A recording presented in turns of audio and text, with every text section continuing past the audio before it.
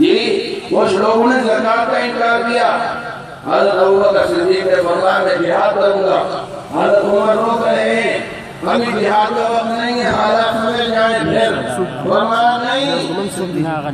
حضور کے زمانے میں کوئی زکات دیتا تھا جانور اس کے ساتھ رسی آتی تھی، آج کوئی رسی کا انکار کرے گا میں اس کے خلاف میں جہاد کروں گا۔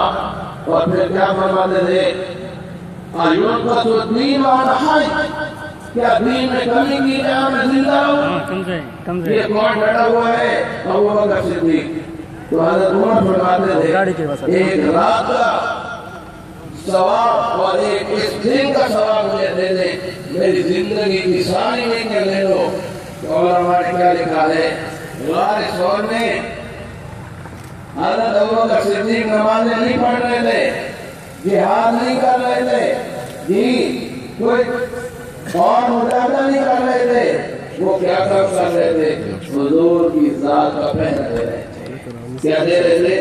حضور کی ذات کا پہرا دے رہے تھے۔ تو میرے بھائیوں حضور کی ذات محفوظ تو سارے اعمال محفوظ، اگر حضور کی ذات محفوظ نہیں، آپ کا منصب ختم نبوت محفوظ نہیں، تو پھر دین کی کوئی چیز محفوظ نہیں۔ اللہ ہمیں اس کام کے لیے قبول فرما لے۔ وآخر دعوانا الحمدللہ۔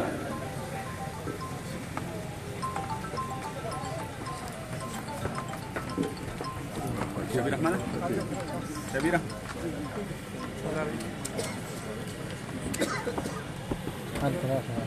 دوست بلا تاخیر سبب نمی کو بنیاد بغیر ستم ہیرا